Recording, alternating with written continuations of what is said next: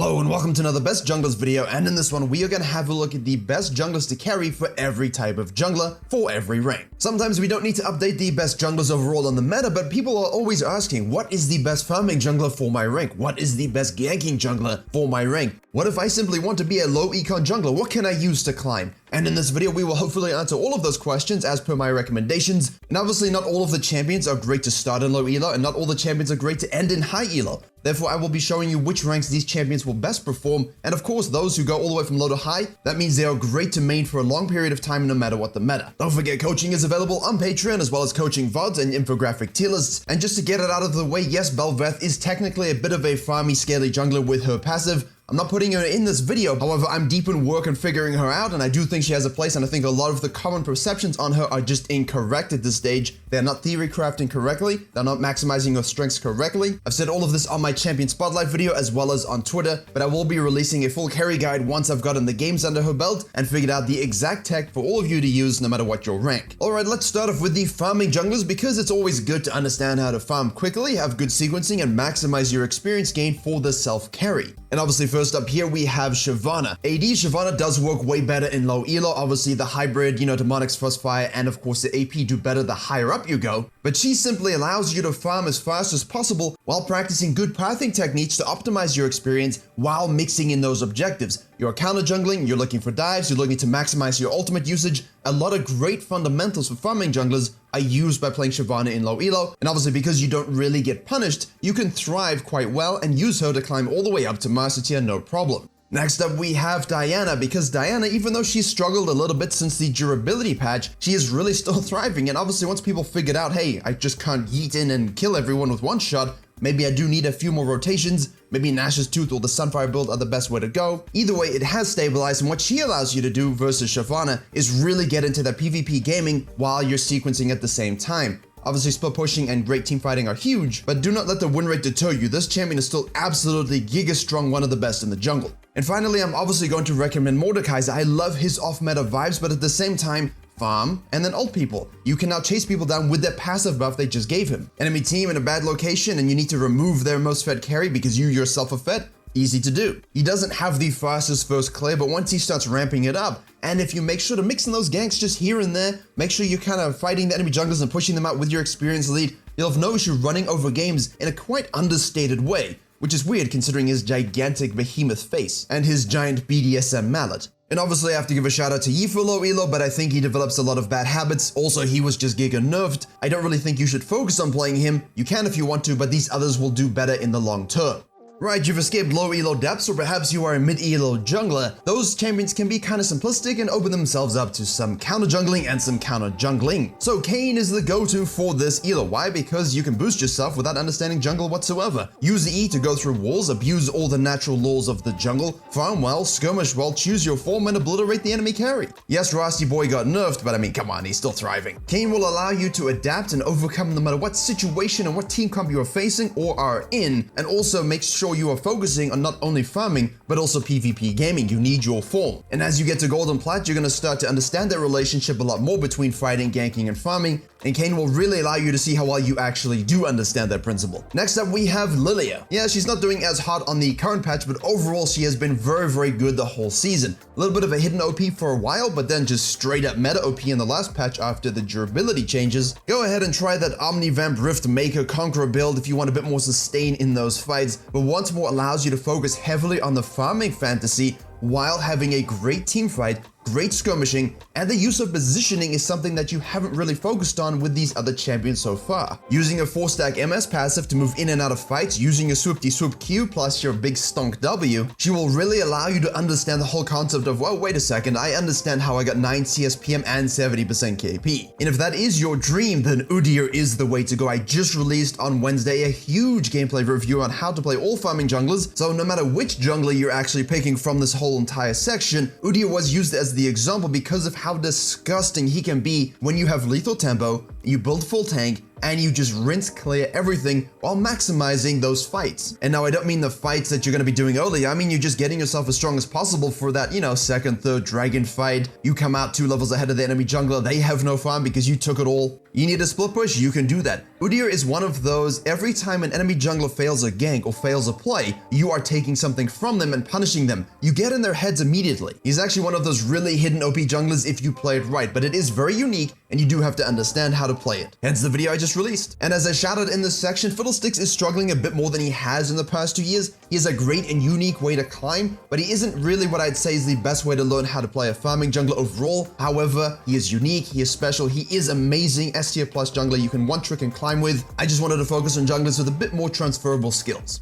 And as we shift into high elo, there is only one king, one leader, and one savant among all farming junglers where we all go to church to bow, and that is Karthus. 254s, repeat sequences, absolutely ganking your bottom lane while he's on the top side, absolutely ganking your top laner while he's on the bot side. There is a poster boy, a poster champion for farming junglers with impact to outscale and destroy games as you get to 20-30 minutes. That is Karthus. It will take you a long time to learn how to clear on him properly. Put in those hours, understand your damage spikes with your Qs against enemy champions in a 1v1 sense, obviously with your E as well versus melees, and you will have no issue carrying all the way to Challenger with this champion. However, some people do enjoy farming with Graves. Now, Graves is a bit weird because he's not really a farming jungler, is he? But he is a jungle flow jungler, which means, yes, you can gank, cheese, invade, and do whatever you want. But his power curve is very much in the face of, hey, if I need a Callan jungle you and rinse clear my camps and get 9 CS per minute while still controlling you without even fighting you, he can do that as well, and it's something that is really pilot control. He is balanced at the moment, but you put a good jungler on a Graves and you're gonna have a headache. And finally, I want to mention Evelyn because while she has been this sort of,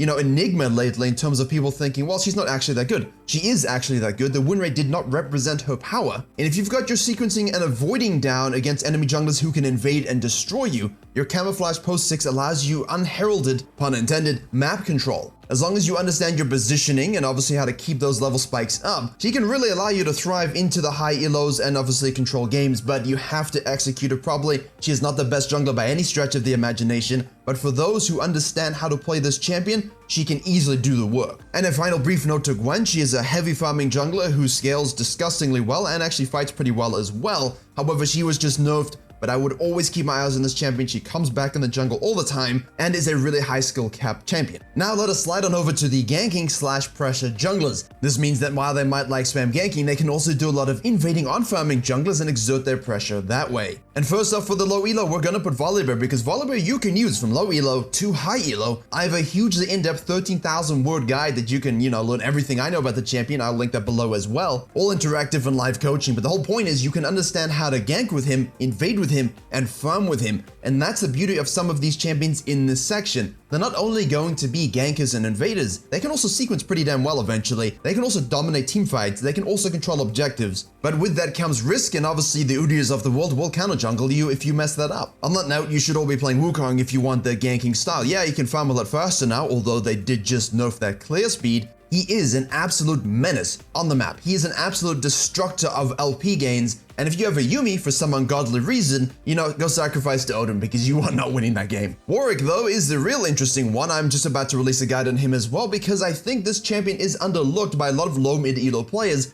And with the right skill expression and understanding, you can get him to high elo as well. It is much more difficult, but you can do it. The point is, he allows you to understand the raw concept of pressure through his W passive, but also really forces you to think deeply about how to optimize your sequencing when you can't farm that quickly, which means you need to balance it with the invades and ganks. That's what we're here for. Now for the mid-elo section, while you can use those 3 champions here just as well, if you want to start off with something a bit different, Zac is a good way to go. He is a tank jungler, but his pressure is absolutely disgusting. Obviously a bit more high econ than your typical tank junglers because he likes the Sunfire, most expensive. He likes the Demonic Embrace, also expensive. But what's true about him is, yeah, you can farm a little bit more, but you're always looking for a couple points in E, and now you are destroying vision angles, you're making lanes regret not having deep vision, and you're making the enemy jungler get mad at his laners because he can't do a good job tracking you.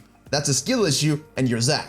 However, Kha'Zix, oof, I love Kha'Zix in terms of coaching it, in terms of seeing a good Kha'Zix played. The evolved decisions, the build decisions. Are you going Conqueror Bruiser? Are you going full lethality assassin? Obviously less viable at the moment, but it's still good. Where he thrives, because he's a lot slower at doing those full clears, is getting those invades, those 1v1 ISO damage spikes against enemy junglers. If you can track invader control and counter gank, you're going to remove them from the game, which will allow you now to snowball your lane ganking because of your ult ability, because your damage against one target, even with your lane, is going to 100% guarantee kills, and of course you can be a bit slithery with lane ganks and other such nonsense. Very strong champion, use him to challenger. And if I didn't put Virkayu in this video, I think I would be cancelled by all the e-boy supporters on Twitter. The thing is though, the champion, while its win rate never represents his true power curve because most of you build him entirely incorrectly, there is no better champion for ganking and pressure. While you can farm a bit, if you are AFK farming with Virkayu, I think you're doing a lot of things wrong. We need those resets. We need to snowball. We need to be active, and your E allows you to get around the map in a more advanced way than the Warwick. It also means when it comes to ganking, you have to know how to pull the trigger and not hesitate, especially if there's control wards. Use your E, get in there, use your spells, get your ult off, and take their soul. Now, as you shift into the high elo, things become a bit more tricky, and obviously you have your Lee Sins and other such great ganking junglers, and you can really play whatever you like as long as you understand experience optimization. The problem is farming junglers in high elo are really difficult to contest with when we have a bit more of a hybrid meta. However, they're also better at ganking, so you can play things like Kindred and really easily snowball. You don't need to full clear. You can impact enemy junglers and impact lanes, snowball with your marks, and essentially the enemy jungler who's just AFK farming won't be able to get away with it. There is just too much experience from ganking and shoving lanes and holding lanes that really you can't make up for if you're just AFK farming. However, certain players can, but it's very difficult to do in terms of if you're against another high elo jungler. But it's also why things like Kindred and of course Rengar are absolutely disgusting to use in this elo, and why Rengar is banned quite so often. All Rengar needs is a little bit of early bone tooth stacks, and he can of course farm extremely quickly as well. But he's almost unkillable because you simply cannot deal with his raw damage, mobility around bushes, and obviously his empowered abilities, a W being really, really strong. Yes, of course, you can use Kindred and Rengar if you're Platinum and Gold and so on, but I really feel like the higher elo knowledge, your Diamond Plus, your Master Plus knowledge, combined with mechanics, allows you to really exploit farming junglers, exploit laner gaps in terms of ganking, exploiting invade pressure on an entirely different level. And likewise the same as for Rek'Sai, because you're not looking to full clear. 3 camp impact a lane, you got crab control, river control, and obviously if you get a few good ganks early, plus all 6 camps in rotation at some point,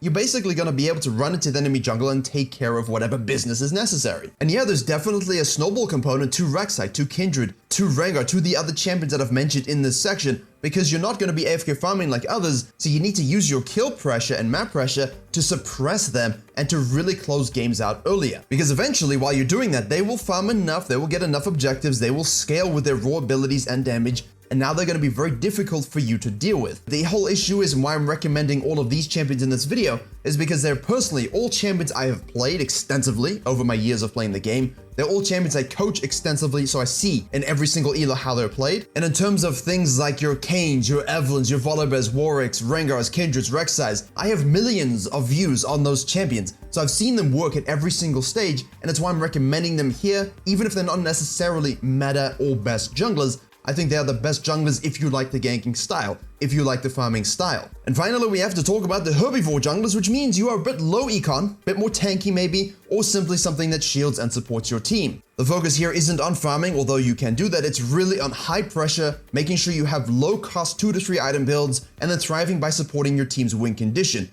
In low elo, I am obviously going to go with Nunu, and of course Willem, but those two haven't been as strong as they have been in the past. Whether you're going AP or tank, I do recommend just go tank, understand what your role is and do it properly. But you should have no issue controlling games with this champion from the river perspective, and even if you're against a farming or a ganking jungler, they're not going to be able to match your tempo. So if you're picking the right lanes and win conditions and objective control, who's going to deal with you if you do it properly? And that's why most people find this champion very, very annoying. For the mid-tier elos of Gold and Platinum, I really do recommend starting to pick up Sejuani. Now, as most of you know, I love Sejuani. He's actually one of my most played this season, just in terms of, hey, I felt like playing it and having some fun with it. And it honestly will reward you when you have good engage and pure knowledge. If you do that, and you do understand how to gank, reasonably well as farming to a decent degree, bit of a hybrid champion in that sense, but she rewards those with pure peel, engage, and win condition knowledge. That does sound like another champion I've run for the high elo, but let's be honest. Ivern has seen better days. Ivern is really, really struggling to thrive in this meta. He will need buffs. But in terms of your supportive Herbivore style jungler, Nunu and Sejuani will do great in high elo as well, Diamond Plus no problem, but Ivan will be the quintessential poster boy,